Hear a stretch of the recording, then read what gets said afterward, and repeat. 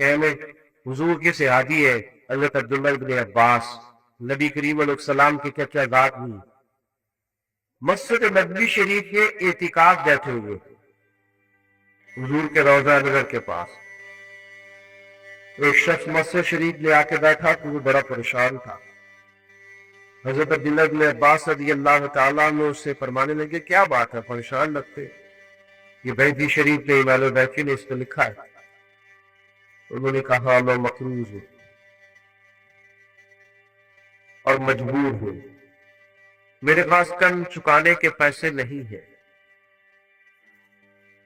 آج جس شخص سے پیسے لینے ہیں اس سے میں نے پھر کہا کہ آج دے دوں گا پر گنجائش نہیں کرنی، تکلیف یہ جو مقروض ہوتا ہے نا، مقروض حضور نے فرمایا یہ قیدی تھا، مقروض کی مدد کرنی چاہیے۔ شریعت اسلامیہ کہتی ہے اس پر خرچ کرو، اس کی جان چھڑاؤ، اس کی گردن آزاد کرا دو، تمہاری توجہ ہے، تم تھوڑا اس کے لیے نرم رکھو اپنے رویے کو۔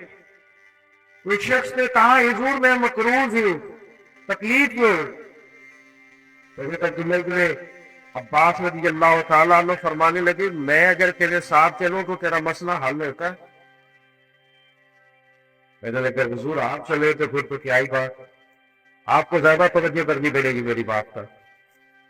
حضرت عبداللہ بن عباس نے جوتے پہنے اور مسجد سے باہر آ گئے۔ وہ شخص میں نے کہا حضور ٹھہریے آپ تو اعتکاف میں، آپ ہمارے مجھے بھی پتا ہے میں اعتکاف میں، دیکھو حضور اعتکاف چھوڑ کے آ گئے۔ حضرت سیدنا عبداللہ بن عباس فرمانے لگے مجھے اس روضہ اطہر میں لیٹے ہوئے محبوب کی بات یاد آئی ہے، کریم رسول نے فرمایا تھا اور زیادہ دیر نہیں گزری میں نے اپنے کانوں سے سنا کہ نبی کریم نے فرمایا اگر تو کسی کی ایک مشکل آسان کرے گا اللہ 10 اعتکاف سے زیادہ ثواب عطا کرے۔ یہی ہے ذوق عبادت کی انتہا ساغر، غم حیات کے ماروں کا احترام کر۔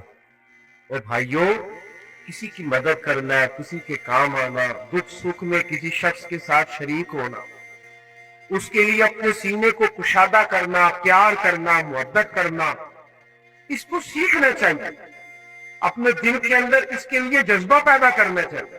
اور پھر جو میں نے بات عرض کی نا کہ کسی کی تکلیف کو تکلیف سمجھا جائے، اپنے ارد گرد بھی دیکھے، بہو کی تکلیف بھی تکلیف ہی ہوتی، اپنے دائیں بائیں دیکھے، غور کرے، اگر بیٹی بد زبان ہے، ہمیں پتہ ہے بد زبان ہے، تو پھر داماد کی تکلیف بھی تکلیف ہی ہوتی۔ اگر ہم کسی جگہ آفیسر ہے اور ہمارے نیچے کچھ لوگ کام کرتے ہیں تو مزدور کی تکلیف بھی تکلیف ہی ہوتی ہے۔ اپنے دلوں میں جب ہم گنجائش پیدا کریں گے، ہمارے سینے دوسروں کے لیے کھلے، ہم اپنے دل کو کشادہ کریں گے، آپ یقین کریں خود بخود راحت پیدا ہو، خود بخود تسلی پیدا ہو، ٹھنڈک تک۔ امام حسین کے پاس ایک شخص کچھ مانگنے آیا، غریب تھا، 1000 دینار امام صاحب کے پاس کھڑا تھا، سارے مانگنے والے کے دے، اور صاحب کہنے لگے پتہ نہیں تھا آپ نے آنا ہے ورنہ بندوبست کر کے رکھتا۔ ہمارے ہاں کر کے دل ختم ہو گیا، طبیعتیں سخت ہو گئی، مزاجوں میں تلخی آ گئی، کرواہٹ آ گئی۔ ایک صاحب مجھے کہنے لگے جی کی کریے جی مارے بندے بھی تو سیاڑے نہیں نا، لیکن مارا بندہ تو سیاڑا ہوتا ہی نہیں، کیونکہ جنہیں گھر دارے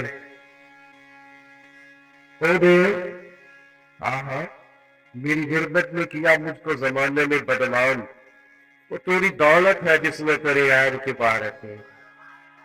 غریب آدمی تو شہرا نہیں نہ ہوتا بھائی، عقل مند ہونے کے لیے بھی تو مال چاہیے۔ غربا دیکھو نا، حضرت ابو بکر صدیق رضی اللہ تعالیٰ عنہ اتنے سارے کام کرتے تھے، حکومت چلانا، لشکر روانہ کرنا، صحابہ کے معاملات کو دیکھنا، امت کو سنبھالنا، اتنی ڈیوٹیوں کے باوجود رات کو بوڑھی اور نابینا اماں کا گھر کا کام بھی جا کے کر آیا کرتے، اس کے برتن بھی دھوے آتے تھے، اس کی خدمت بھی کر آتے تھے۔ عصر کے بعد کچھ یتیم بچیاں تھی، ان کی بکریوں کا دودھ بھی دھو آتے تھے۔ ایک ذہن بنا لیتے ہیں نا انسان کے میں نے خدمت کرنی ہے، میں نے کوئی کام کرنا ہے، میں نے کوئی ڈیوٹی کرنی ہے، میں نے کسی کی مدد کرنا ہے، میں نے کسی کے کام آنا ہے، ذہن بن جاتا ہے، پھر اللہ اس کی مدد بھی فرماتا ہے۔ ہمارا یہ ذہن ہی نہیں بنتا، ہم توجہ ہی نہیں کرتے، میں دس پاک ختم کرنے لگا ہوں۔ ہمارے گھروں کے اندر جو لوگ موجود ہیں نا، گھروں کے اندر، آپ کو پتا ہے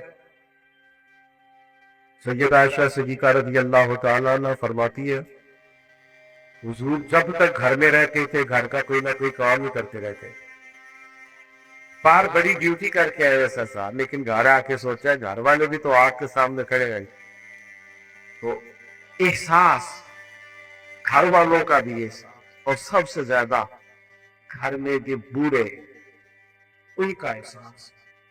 بوڑھوں کو صرف خرچہ نہیں دینا ہے، کپڑے نہیں لے کے دینے، بوڑھوں کو ٹائم بھی دینا ہے، ان کے ساتھ بیٹھنا ہے، بات کرنی ہے، چھوٹے چھوٹے مشورے کرنے، ان کو بیکار نہیں کر دینا۔ ہم پتہ کیا کرتے ہیں، ہم ساری گپے اپنے دوستوں سے لگاتے ہیں، ساری گفتگو باہر کرتے ہیں۔ کبھی کبھی ابا جی کو کرو نا ٹیلی فون اور کہو آج کھانا نہ کھائیے گا میرے آنے تک، میرا دل کرتا ہے آپ کے ساتھ بات کرے کی۔ کبھی کبھی اماں سے کہو نا اماں میرا دل کرتا ہے تیرے ہاتھ کی روٹی کھانی ہے، دیکھنا ان کو اس دن دوائی نہیں کھانی پڑے گی، سکون کی نیند آئے۔ آپ کا جو ملازم ہے، آپ کے ہاں جو کام کرتا ہے، کبھی اسے کہو نا یار آج تو نے میرے ساتھ کھانا کھانا ہے، میرے ٹیبل پر بیٹھنا ہے۔ حضرت ابو ذر غفاری رضی اللہ تعالیٰ عنہ نے بھی اسی طرح کا لباس پہنا ہوا تھا، اور ان کے غلام نے بھی اسی طرح کا لباس پہنا تھا، تو کسی نے کہا یہ کیسے ہو گیا؟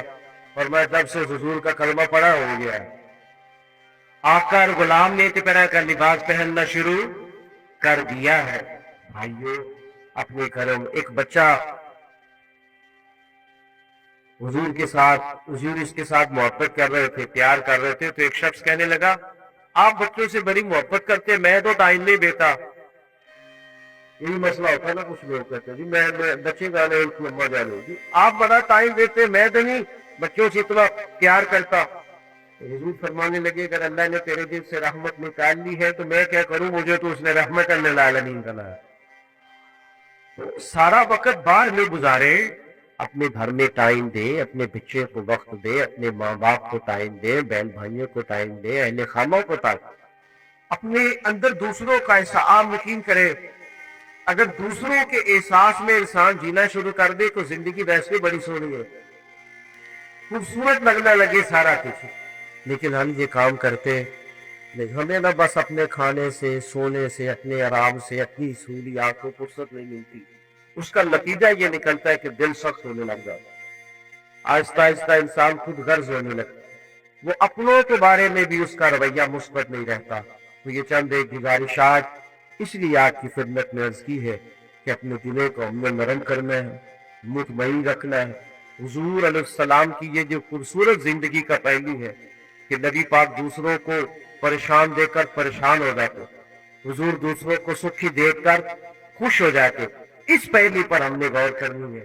تھوڑا سا نا اپنے لیول کو سنجیدہ کرنے کی ضرورت ہے، تھوڑا سا صرف دوسروں کے لیے سوچنے کی ضرورت ہے۔